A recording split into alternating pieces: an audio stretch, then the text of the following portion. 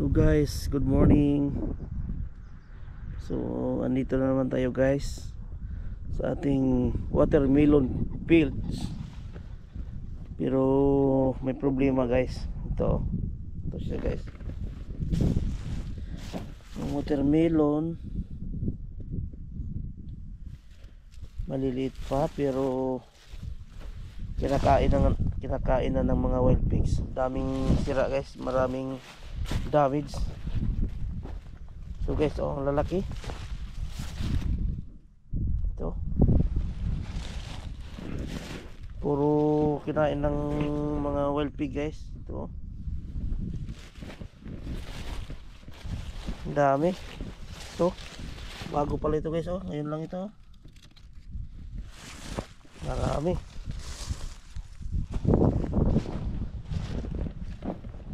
Boy, ito siya guys, tinatikman lang.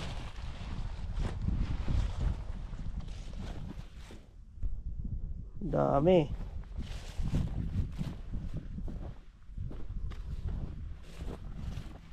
Baka yung production nito guys bababa kasi daming sinisira ng wild pigs. Marami pa namang bunga.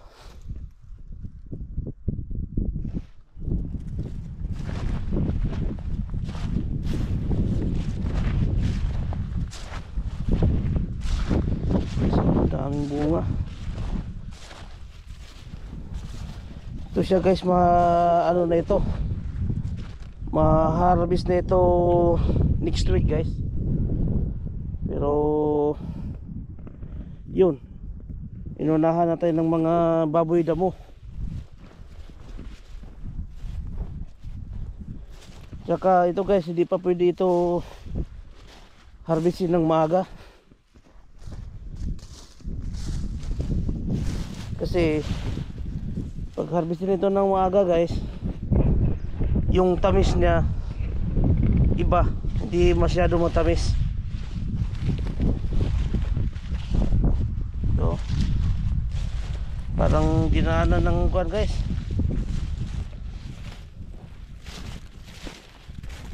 Ito pa naman siya guys, naka na ito para sa holiday season, pang Labor Day sana ito guys, pang next month.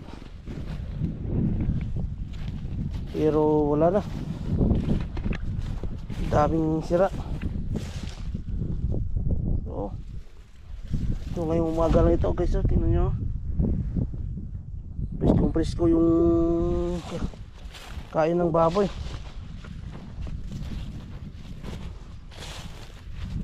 Ang dami.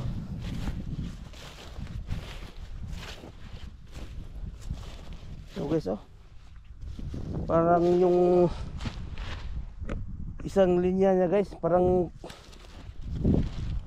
kinain lahat. Kahit na medyo hindi pa hinog. So guys, puti pa pero kinain na.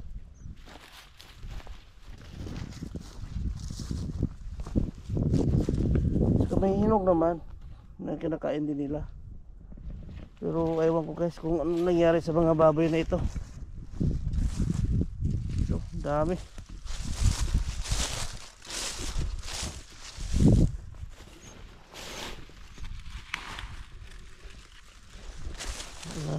Kuan guys, hindi na makontrol yung baboy. Yung problema,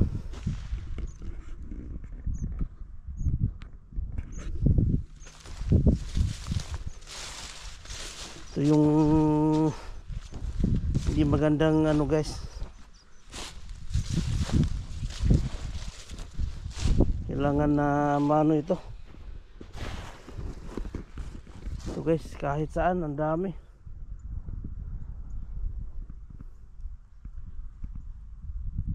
Ito talagang ngayon na pala ito. Hindi pa matagal, presko pa yung kuha niya, kagat. Ito yung mga baboy na ito dito. Ito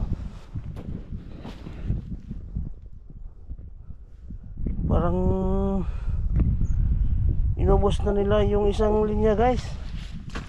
Ito. Ang dami.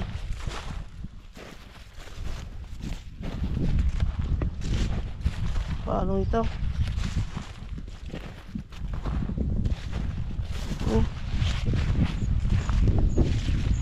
Parang nagwawala yung mga baboy damo dito guys. Yung nahanap kami na kuan.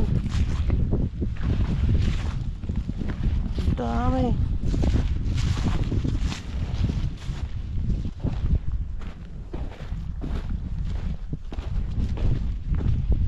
Ito.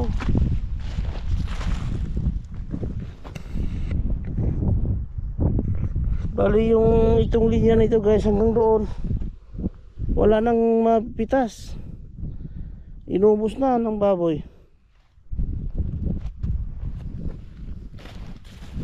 Grabe. So guys, oh. Kailangan maano na ito guys, masolusyonan. Wala kaming maano dito kung hindi dito mahuli yung baboy, wala na. Wala na kami ma-harvest talaga.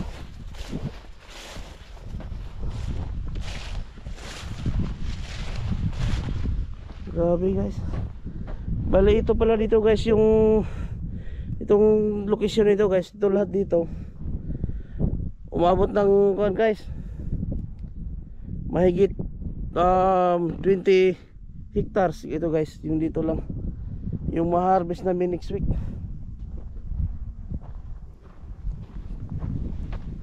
Ito sa kabila guys. Grabe.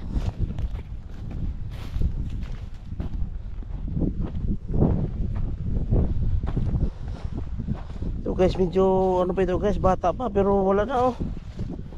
Wala na, sinimulan na rin kainin ng mga baboy. Ito. Oh my goodness. Wala na. Ewan ko lang guys kung ano yung solusyon sa mga baboy na ito guys.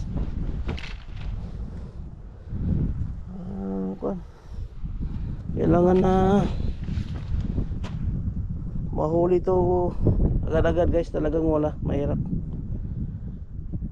So update ko lang kayo guys, baka bukas kung meron silang mahuli na mga baboy. So ito lang muna ngayon guys. Okay, bye bye, thank you.